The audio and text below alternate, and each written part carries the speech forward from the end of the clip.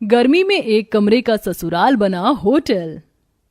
अरे मोरी मैया, कितनी गर्मी हो रही है। गर्मी से हाल बुरा हो चुका है। बहू जल्दी आ जा, मैं तो शादी की तैयारी से ही थक चुकी हूँ।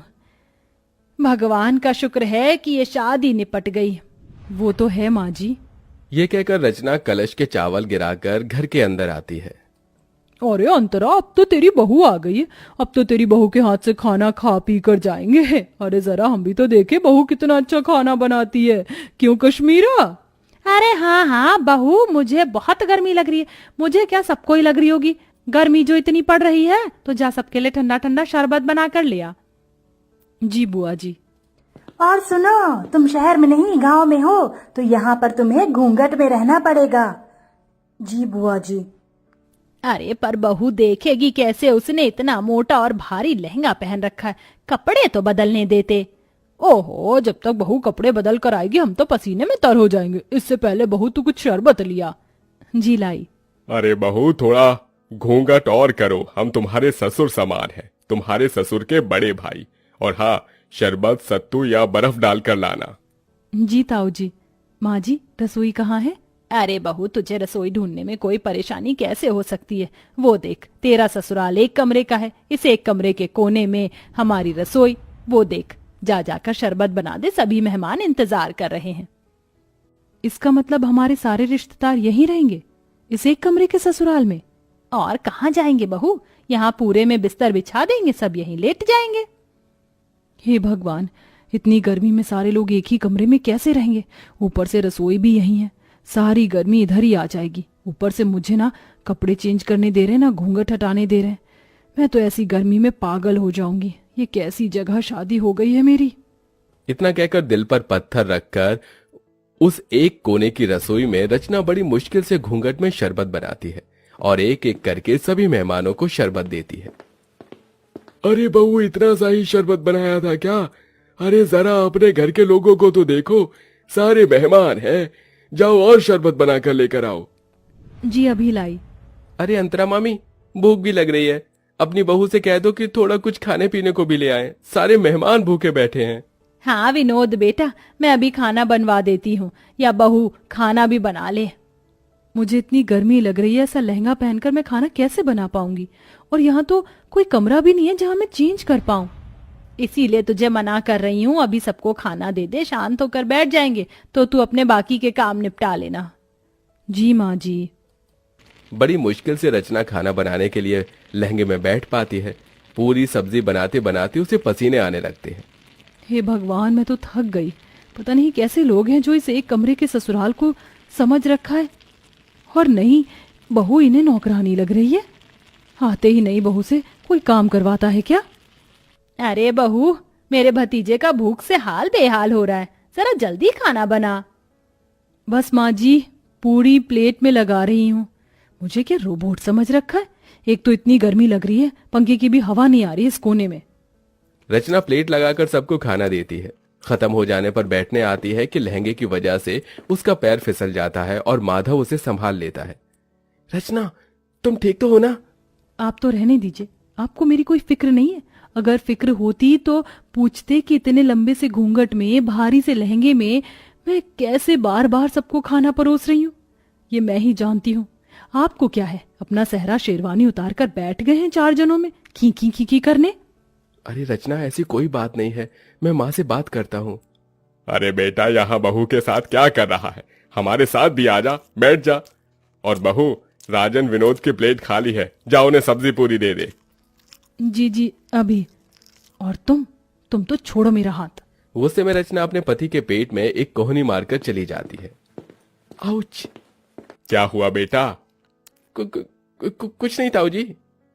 फिर सबको खाना देने के बाद रचना थक जाती है और बैठे बैठे सो जाती है। उसे देख कश्मीरा जगाने जाती है तो माधव मना कर देता है। बुआ जी, उसे उठाइएगा मत, बेचारी गृह प्रवेश के बाद से ही सबको खाना दे रही है, एक पल के लिए भी बैठी नहीं है। और देखिए कितना पसीना आ रहा है, उसे लहंगा भी नहीं उतारने दिया आप सबने, थोड़ा तो रहम कीजिए। ओहो, देख रही है, तेरा बेटा अभी से ही बहू के पक्ष में हो गया। चलो अच्छी बात है, हम कौन से तुम्हारी पत्नी को परेशान कर रहे हैं, सोने दो। माधव पास के बिस्तर पर उसे सुला देता है और एक पर्दा डाल देता है, जिससे सारे बड़े बुजुर्ग रिश्तेदार उसे ना देखें। ऐसे ही शाम हो जाती है। रचना अपने कपड़े बदलकर आराम से बैठी थी कि मौसिया सास सुधा उसके पास आती है। अरे बहू, तुझे कितनी बार बताऊं घूंघट करके रख, तेरे किसी भी सास ससुर ने देख लिया तुझे तो गजब हो जाएगा। नई बहू को पर्दे में ही रहना चाहिए, समझी? अब जा जाकर चाय बना। मैं चाय तो बना दूंगी, पर मैं तो पहले इस तरफ बैठी हूं ना, मुझे कोई भी नहीं देख सकता, तो थोड़ी देर घूंघट ऊपर कर लूंगी तो क्या हो जाएगा। मुझे भी गर्मी लग रही है, और ऐसा तो है नहीं किसी ने मेरी शक्ल नहीं देखी, सबने शादी में मुझे देखा है। देख ले अंतरा, देख ले तेरी बहू कैसे अभी से ही जबान लड़ा रही है। अरे मैं तो मौसी हूँ, मुझे इस बात का बुरा नहीं लगेगा, लेकिन कोई और होता तो तौबा तौबा तौबा। छोड़ ना सुधा, ऐसी बात नहीं करते, जा सबके लिए चाय नाश्ता लेकर आ। ये बोलते ही रचना घूंघट करके फिर से गर्मी में सबके लिए चाय बनाती है। अब इतने सारे मेहमान थे, हर कोई थोड़ी थोड़ी देर बाद अपने खाने पीने की फरमाइश कर रहा था। ऊपर से हल्की साड़ी पहनने पर विनोद कहता है, देखो रचना, मैं तुम्हारे जेठ की तरह हूँ और अभी तुम्हारी नई शादी हुई है, इसलिए बता रहा हूँ इतनी हल्की साड़ी मत पहनो। जो नई नवेली दुल्हन हो तो थोड़ी भारी साड़ी पहनो। भाई साहब, गर्मी लग रही है इसलिए मैंने थोड़ी हल्की साड़ी पहनाई है। कोई बात नहीं, थोड़ा बर्दाश्त करो और अपने हाथ के पकौड़े भी बनाकर खिला दो। फिर कहाँ मैं बार बार आने बैठ रहा हूँ, मुझे तो आगरा ही चले जाना है। अब मेरा भेजा फ्राई हो रहा है, शादी करके पछता रही हूँ। इससे पहले ही बढ़िया थी मैं जब जीन्स टॉप पहनकर विदाउट कोई घूंघट के इधर उधर रहती थी, पर इन बड़े लोगों ने तो मेरा जीना हराम कर दिया। ऊपर से इतना छोटा ससुराल है, हर जगह कोई ना कोई बैठा है। सच में कमरे के ससुराल को होटल समझ लिया है, जाने का नाम ही नहीं ले रहे। जब से आए बहू ये, जब से आए बहू वो। जी भाई साहब, लाई अभी पकौड़े। इतना कहकर रचना फिर से चूल्हा जलाकर गर्मी में बैठकर पकौड़े बनाती है। उस चूल्हे का धुआं और गर्माई सीधे रचना के मुंह पर लग रही थी। बस अब मुझे और नहीं होगा, मैं पागल हो जाऊंगी इस गर्मी में, थोड़ी देर बाहर चली जाती हूँ। पकौड़े उतार कर वो थोड़ा बाहर जाकर हवा लेते हैं। भले ही बाहर गर्मी सही, लेकिन उतनी भभक तो नहीं है जितना अंदर एक कमरे में है। भगवान जाने कैसे आलसी जानवर की तरह सब एक साथ अंदर हैं, ये भी नहीं कि अपने घर चले जाएं। अरे सर, सुकून तो अपने घर पर ही होता है, लेकिन यहाँ के रिश्तेदार बड़े मक्खी की तरह हैं जो गुड़ से चिपक जाते। एक काम करती हूँ, फ्रिज के ठंडे पानी से मुंह धोकर अंदर चली जाती हूँ, वरना सब बोलेंगे। फिर रचना ठंडे पानी से मुंह धोकर फिर सबके काम करने लगती है। ऐसे ही 4 दिन से हफ्ता और हफ्ते से 2 हफ्ते हो जाते हैं, लेकिन मेहमान जाने का नाम नहीं लेते। उन्होंने नई बहू को गर्मी में बिल्कुल काम करवाकर परेशान कर दिया था। ऐसे में रचना की हालत बहुत खराब हो जाती है, क्योंकि वो बेचारी खुद भी खा पी नहीं पाती है। पति से अपनी परेशानी बताती है, लेकिन वो नजरअंदाज कर देता है। बहू एक दिन गर्मी में कपड़े सुखाते सुखाते बेहोश हो जाती है। माधव फौरन डॉक्टर को घर पर बुलाता है, तो डॉक्टर बताता है, देखिए, गर्मी में इनकी हालत बहुत डाउन हो चुकी है। और इतनी मोटी साड़ी क्यों पहनी है आप लोगों ने? आप जून जुलाई की गर्मी से वाकिफ नहीं है क्या? और इतने सारे लोग क्यों हैं यहाँ पर? मरीज के पास ज्यादा लोग रहने से और घबराहट पैदा होती है। देखिए माधव जी, हो सके तो थोड़ा रेस्ट करने वाला एनवायरनमेंट प्रोवाइड करवा दो तो बेहतर होगा। जी डॉक्टर। ये सब इसी वजह से हो रहा होगा। बहू ने मुझे बोला था कि उसे परेशानी हो रही है, फिर भी मैंने इसकी एक नहीं सुनी। बेटा, डॉक्टर साहब सही कह रहे हैं। देख, बहू का पगफेरा भी नहीं हुआ है, ऐसा कर तू इसके मायके ले जा इसे। ठीक है माँ।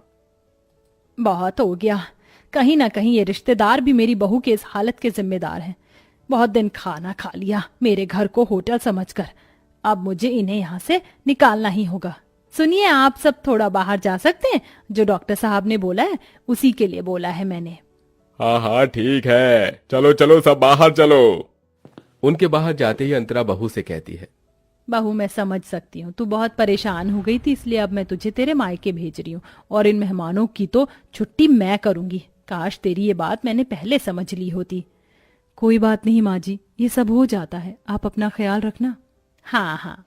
कुछ देर बाद माधव रचना को लेकर उसके मायके चला जाता है और फिर अंतरा शाम से लेकर अगले 4 दिन तक रोज फीका खाना बनाती है और बहाने लगाती है। तभी सुधा, कश्मीरा, मुकेश खाने को मना कर देते हैं। अरे नहीं नहीं, बस जिज्जी, अब और नहीं चाहिए। अरे खा लो पेट भरकर, बहू के हाथ से भी तो कहते थे बार बार। पर तुम्हारे हाथ से नहीं खा सकते ना अंतरा।